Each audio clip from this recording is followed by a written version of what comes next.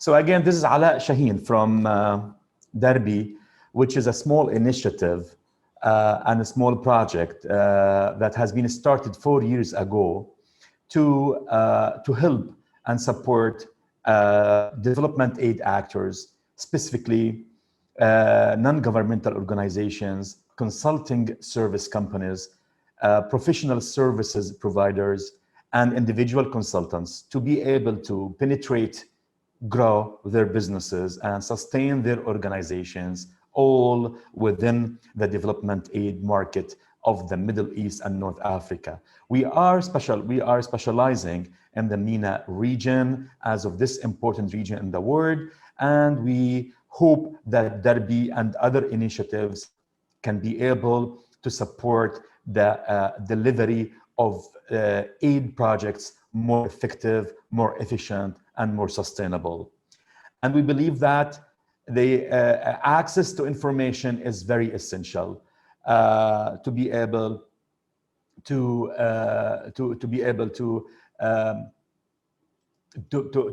design better projects. And we believe as well that development aid projects should start from the early start, should be start properly. So once the project, and I mean the proposal stage or the project design stage is proper and is fine and is correct and is effective, and it takes upfront investment on that, then we think after grant awards or after contract winning, the project delivery activities will be in a much better shape, and the results and outcomes and impact for the women and men and children of the Middle East that we serve will be much better. Today's webinar is about how to win development aid projects, either contracts which are slated or allocated for private consulting firms, ICT solution providers, engineering firms, or development consulting firms, organizations, for-profit organizations, or either how to win grants for the non-profit and non-governmental organizations. Here we have two ways of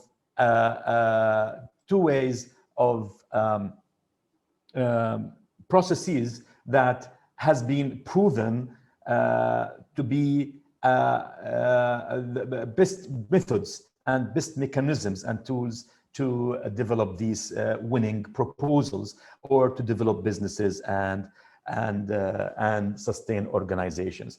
The first one is the first method to win more tenders and grants is not only by simply or by merely write good proposals. Although write good proposals is great, but writing proposals at the end of the stage after the RFP is out gives a percentage of 20% winning, while it's a process. Proposal writing is a process, or development aid industry to be able to develop and to penetrate and expand. It's a process.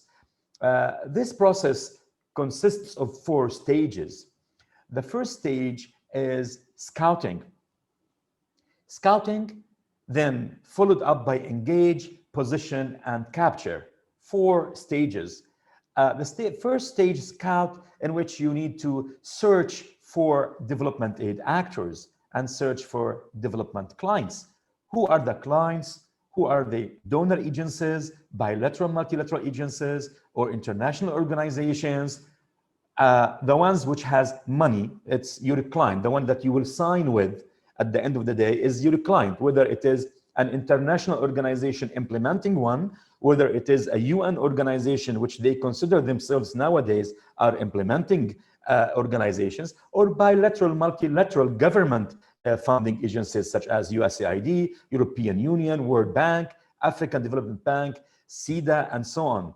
Or international organizations like Stephen Foundations, Aspen Institute, and a number, World Vision, Acted, and a number of international nonprofit. So I have first step for a business developer or a proposal writing, even proposal writer specialist or business development specialist, is to, for non-governmental organizations and consulting businesses, is to search and identify those clients that you want to work with. So you can search Derby Development Actors database, which has thousands of organizations with client information, with contact information. And in that area, you need also, while you are doing this, seeing these organizations, see their areas of expertise and their areas of sectors, where is their development funding priorities, so they can match with your area. So this will be a potential client. After scouting and searching and selecting per sector, per location, per type of a client, then you will have a big list of client organizations. And here, the first stage, as a result of the scouting stage, you are identifying potential clients. Then it's not enough to identify potential clients. You have to build relationship with the clients. You have to build trusted partnership with the clients. The word trusted is not easy word, because trust comes with time, and trust comes with service, and trust comes with evidence, trust comes with expertise. However, we need to engage and start communicating and emailing the client organization that you are pursuing to build a relationship with.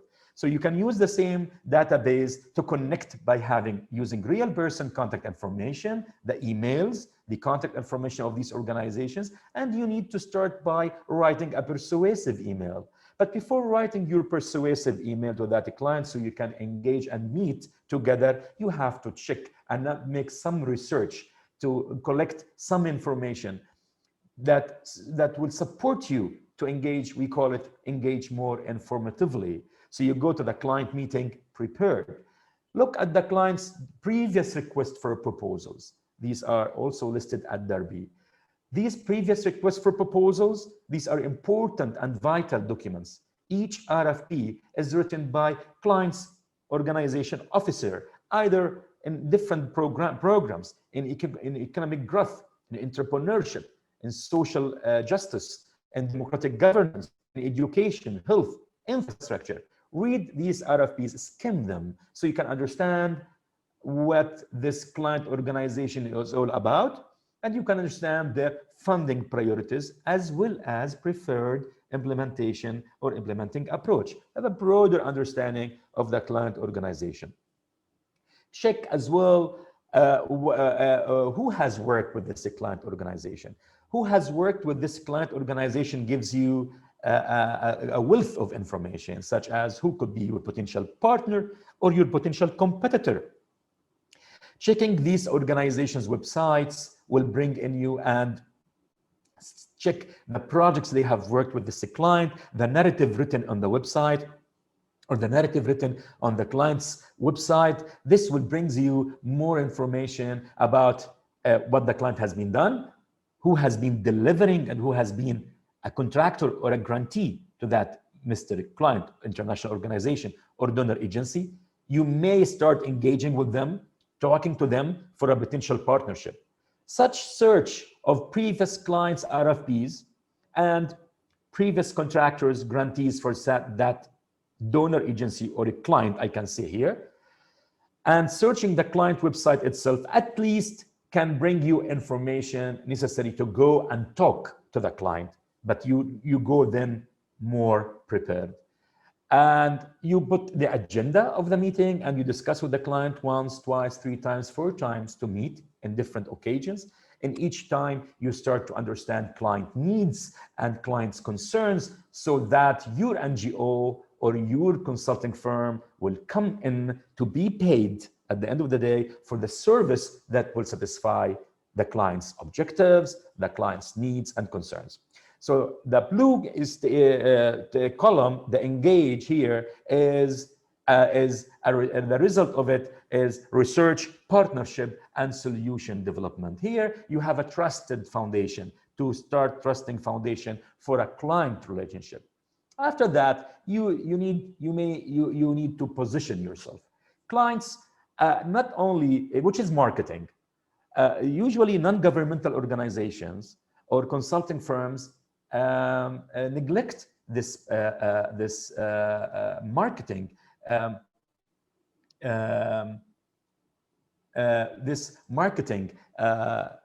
part. It's important to be seen by the client. It's important to be seen, not only to see to meet with them. But it's important to see you as a potential subcontractor, potential contractor, potential grantee that is thoughtful one, and they can rely upon you. So you need to be able to run a whole. For instance, you have a meeting with 20 or 30 people at the engineering syndicate or at whatever it is, where the client is invited, or the client is there and our clients are there, so you can talk about a thoughtful approach, a solution-oriented success story or project that you have done. Then here the client can remember you not only thoughtfully by brain, but as well as by heart, memorably. This could be done like running webinars, online webinars, which you can connect and network with different people, different partners, international organizations, donors, and even subcontractors and partners as well as individual consultants. You start putting a name and you start make brand awareness. And these usually not, and at the same, right, having webinars, we call it running a whole, as if you are doing a speaker in a conference or a speaker in a workshop. And this has drastical effect on your brand awareness and in your potentially to win programs and win grants. Similar to partner with a webinar, share your stories and success stories. And sometimes we call it impact marketing. You market your impact, or it's advertising, but it is not any advertising, It's advertising with purpose, advertising that works. So by engaging and positioning, I mean by meeting with the client and marketing yourself and sharing your thoughtful ideas, you start to make a trusted relationship. Then, according to this, after that process, we end up with the capture process, which is the proposal writing process. Then you will know, the client, you will know either to identify a request for proposal or request for quotation that the client has issued, or the client might have sent it to you directly in a shortlisting, as a shortlisted on their organization.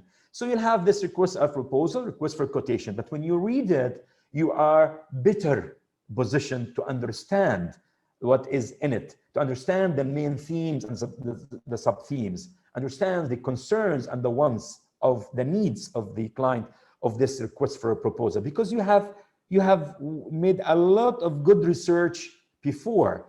So then you start applying, then you start writing your response in technical approach and methodology more effectively. Accordingly, you will start in Darby in our website as well. We have, or whatever process or whatever templates we have, you have in our website, we have an online development proposal development tool in which you start writing your proposal online and give you in a couple of hours a draft, a very early draft. Let's say 30% of your proposal document is ready, because you understand the RFP, you understand the client, and you start filling in data and information about your project understanding, scope of work understanding, client concerns and issues, your methodology and your approach, because you have read previous RFPs and you have met with different partners and you met with them during a webinar or others, and so on. So you end up with hopefully increasing your winning rate. Through this process, winning rate could be increased to 80% of the in the grants and contracts. And it is a very proven process, starting from scout to engage, position, and capture, and has been adopted by different NGOs, international NGOs, and different international consulting firms, and this tool has proven to be successful. It's like a disciplined business development process, and from one stage to another stage, and very consistent, very systematic. So this is usually one way. However, so many NGOs and consulting firms doesn't have those business development specialists or partnership specialists. And this is a process. It takes like a period over 6 months or more. So what can they do? They cannot be as proactive as just I have discussed.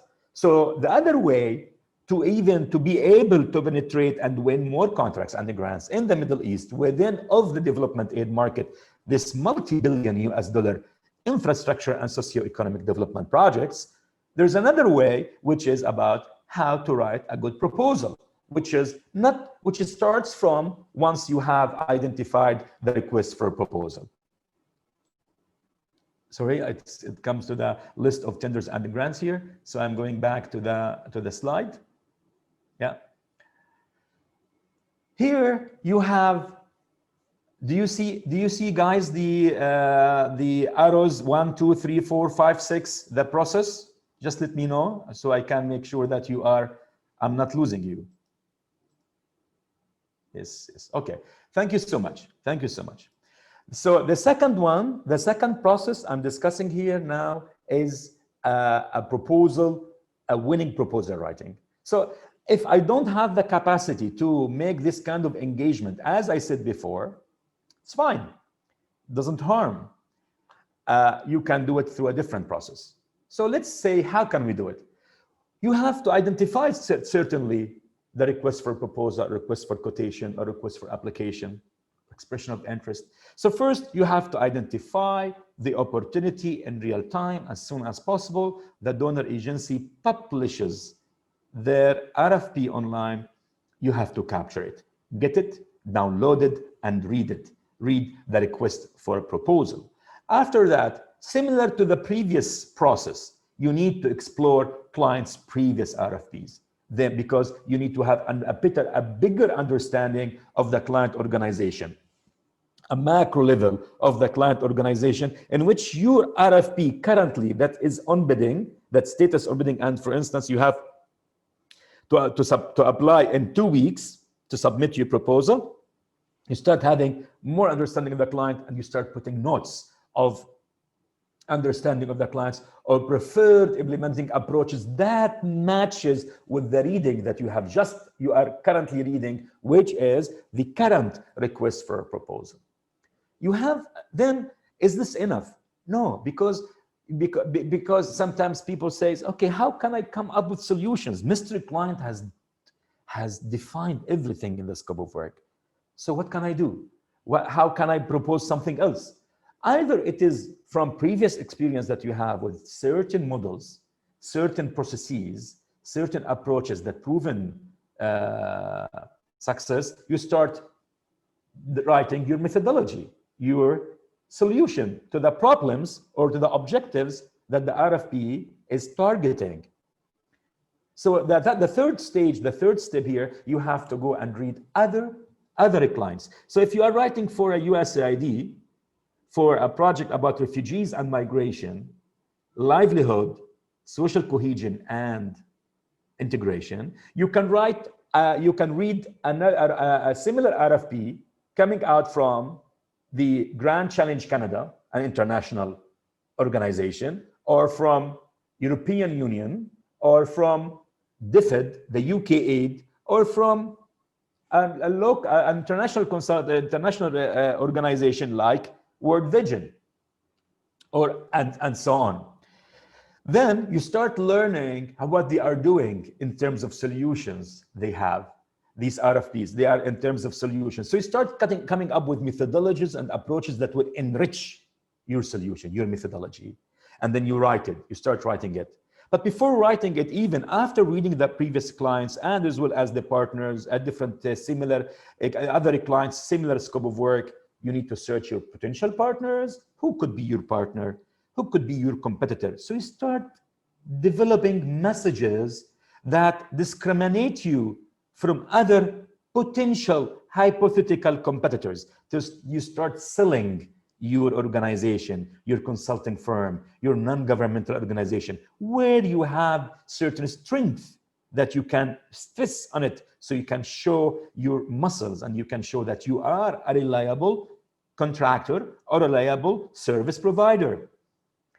So after number 4, you check your partners, your competitors, then you can search for potential individual consultants, recruit an early even if there's a RFP stage and the proposal stage, we call it recruitment stage. So you start recruit and talk to development consultants, in which Darby has hundreds of CVs who have worked in the Middle East and in development. So it makes search a little bit easier and more quality in terms of expertise in the sector, or expertise in with the same client, or expertise in the geographic location, country, any country of the Middle East, North Africa, and in Derby website we have as well as Turkey, especially because of the refugees issues and the number of projects funded for the refugees out there in Turkey. So Turkey is included in our Middle East and North Africa region. This is one of the questions that one of our colleagues has just asked. After identifying your consultants, خلاص, that's it. You identified the client requirements and the client understanding. You have, say, great understanding because of the previous RFPs. You have great understanding of other potential solutions. So you have greater solutions brainstorming. You have, you know how to compete. So you start raising your messages and you start develop your messages. Proposals are all about messages. You are transmitting messages. Then you find your current your caliber that you would like to bring in on the table. I mean in terms of employees and staff and consultants. You start even selling their qual. Then after that, you start having these technicalities and selling points. Then you get them together and start writing using the proposal writing development tool online. You start writing your proposal document. Again, you will have like 30% or 40% written, and we call it the early draft of the proposal. Sometimes we call it blue copy, the pink copy, but the red copy usually as the last, second draft or third draft of the proposal if the project is big enough. At least by going through 1 to 6 steps, it's gonna take you like 2 to 3 days, and you will kickstart writing. You'll kickstart writing, and within this 2 weeks of limitation, which we usually are faced of these kind of limited time to write proposals. So once you do this, we think that your proposal will be client focused, will be competitive, will be thoughtful, between brackets, winning, or at least competing. So these are the 2 areas that the 2 different ways in which we start to, in which we make write or at least win potential contracts or grant awards from in the Middle East from the development aid market or development aid industry. One is about scout, engage, position, and capture. It's a 4 stages process. The second one, how to write a good proposal in a reactive way to a request for proposal, request for quotation that is published. In a 6 steps, we can get a great proposal to write. And that, by the way, it's not only a proposal to write that is winning, it's challenging and it's meaningful. And it's very interesting for the proposal writers. It's not something that is a routine work or copy and paste and that's it. No, it's different because you read other RFPs of the client. You read other RFPs of similar scope of work of different clients. You go and check the partners and competitors and then see the CVs of development consultants. This makes a lot of knowledge generation through the process in which you can be able to write a good proposal, hopefully a proposal that will be funded, and hopefully a proposal that will bring value for money for the beneficiaries of the Middle East. In other words, we are making development aid more effective and more efficient for the people we serve. This is about the 2 processes. This is about, here now it's 27 minutes and we end our webinar in terms of presentation, and I have some questions.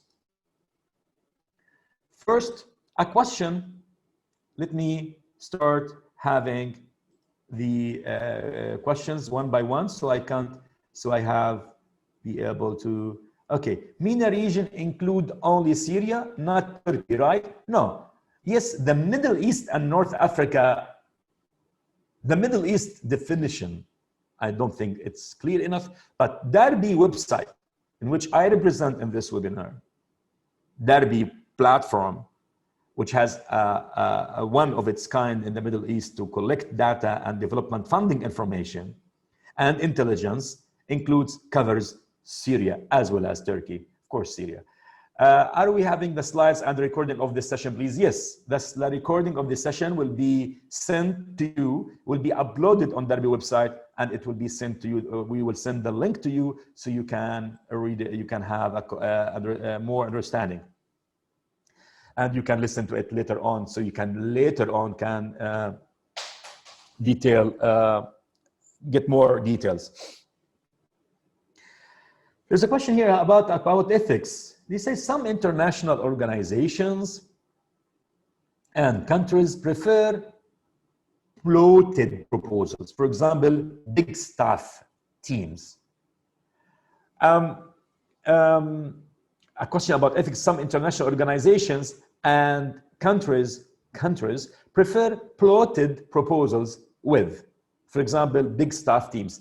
I don't think this is a preference. What clients organizations want to trust your proposal, whether a big team or a small team, but the big team or a small team according to the scope of work that you will respond. A better equipped organization, stronger one, will be able to estimate level of effort and estimate the number of caliber and expertise for this project, regardless of the number. So everything in your proposal should support that notion that everyone has a role. It's not only just a number. And what generally clients and organizations and international organizations are looking for a best value, which contractor, grantee, or service provider can provide me as a client the best service and can handle and can support me shoulder to shoulder to deliver the indicators, the outcomes, the objectives my organization as a client or myself is responsible for delivering at the end of the day. Can you present the proposal development tool? Yes, I will do that. Proposal development tool. Let me show you the proposal development tool. 1 minute, please.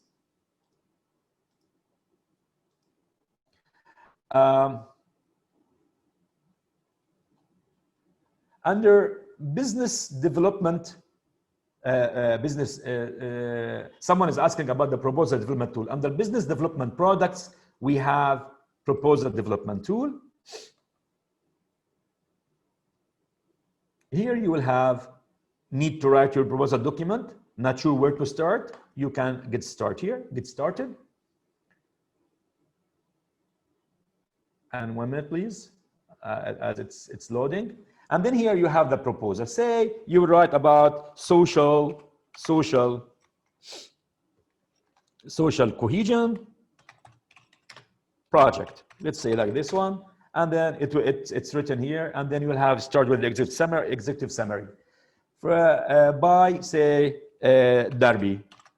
And then the first question, describe the client's vision, objective, needs, and issues. The client would like to see refugees, 80% of targeted, refugees, for instance, integrated in the community by means of sharing or participating in, and so on. And then there are some other different questions you need to ask yourself and write. If the question applies, you answer it. If it doesn't apply, you don't answer it. And then you go to the project understanding section. Here, you will have, say, another way, what is the project history background? The project is focusing on, say, Salfatis, where poverty rates, for instance, where poverty rate exceeds, I don't know what, whatever, and so on. And then you go to the other section, which is the technical approach and the management approach and the work plan. It's like a template, but it's very interesting and interactive one with the requirements. And then accordingly, you have here, the proposal is written. So if I'm a proposal writer for a couple of hours, I will easily, even if I'm not a good editor or excellent in English language, I will be able to write, develop a proposal document. So I will not be late, and I will have, at least in the first 3 to 4 days, once I receive the RFP, I have something in my hand. I have something that we can start later on, improve, enhance, increase, add, graphs, whatever. But the question is, the most important, and the information I'm writing here, for instance, the client would like to see 80% of targeted refugees integrated, where I get the information. The project understanding, where I get the information. This is from me, from my reading, from the RFP, previous. Okay, where these previous documents are existing? Yes, they are existing. How can I access them? So access them, get them easily. Derby has all the information there. Get them in, download them, read, and the first 3 days, then you have something you can easily write. So it's not about the template rather than the content of the template. But the template here about our proposal development tool supports and facilitates an easier kickstart, because we think always we are delayed in kickstarting, where to start from and where we start writing. I don't know where to start with. So by this way, you start with, so you have a nice 3 to 4 pages. And then if there's a template from the donor, you start copy and paste from whatever you have written here into that template, and so on. Yani, you can easily find this way. And then you can, and so on. The other question says here, 1 minute, please, guys. The other questions,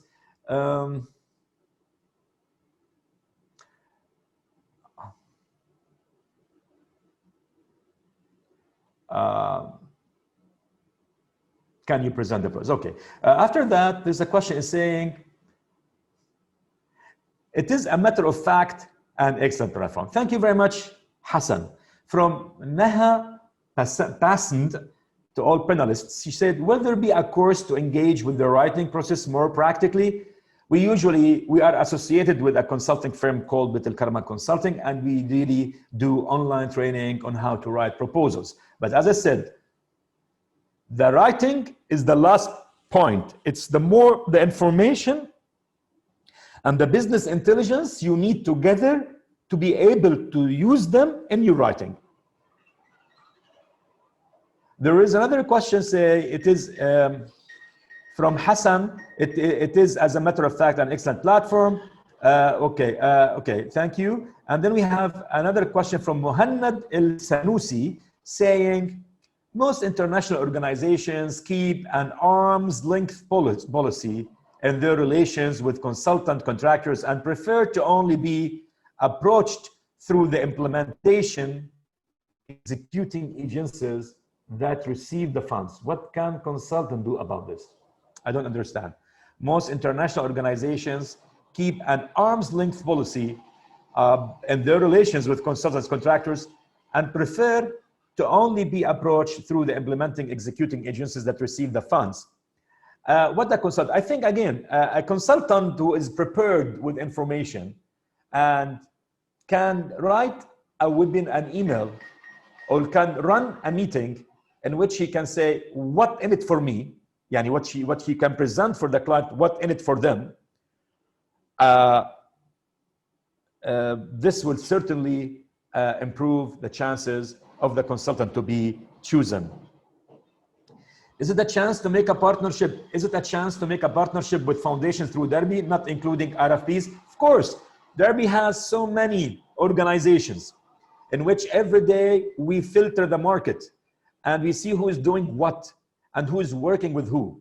And we bring in contact information so you can easily connect and make partnership with organizations, as I said, as we discussed.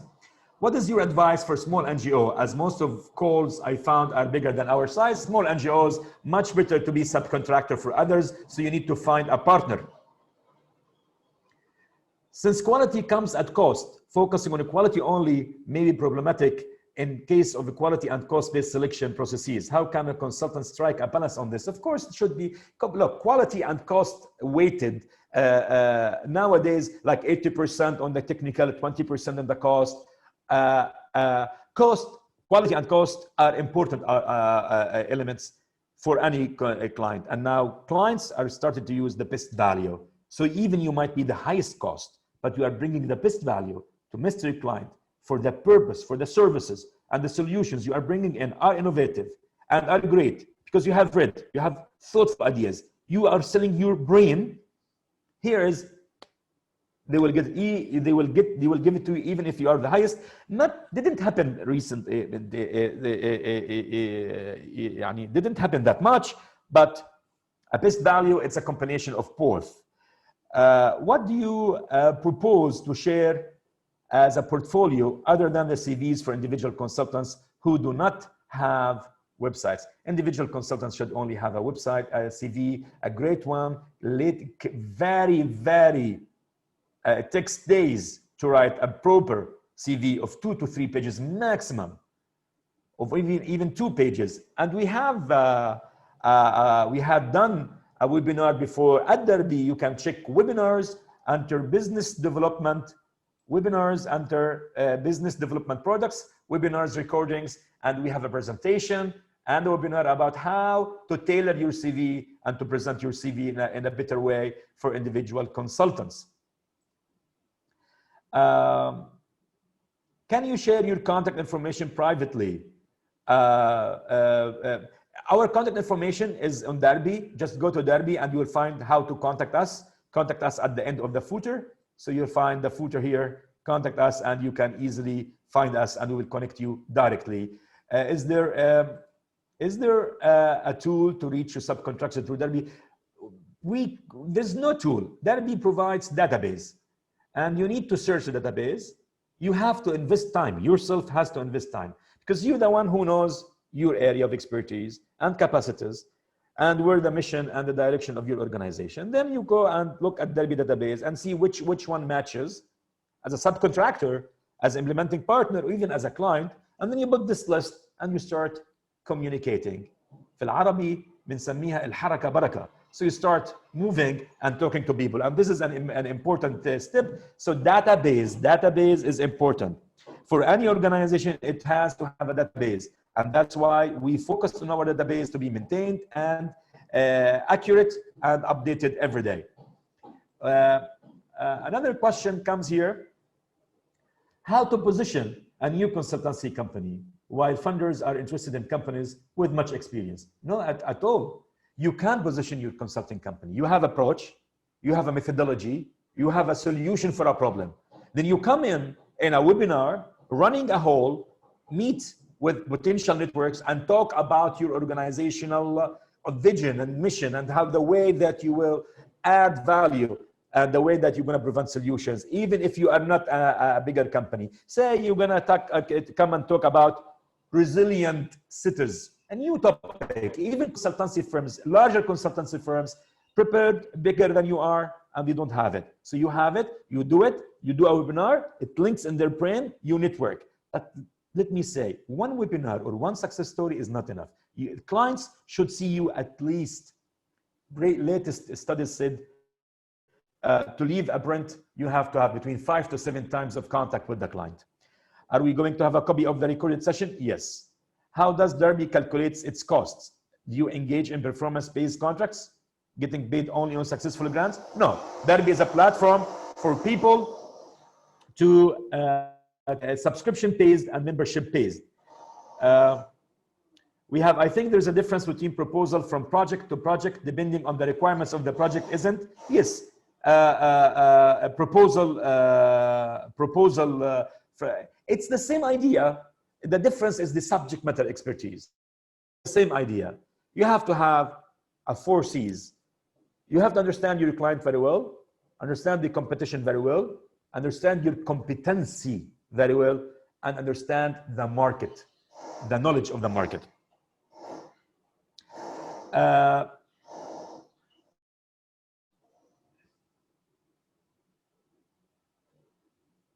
So this is it advisable to propose a project for an international organization voluntarily responding to current and social issues? Of course, you can do that.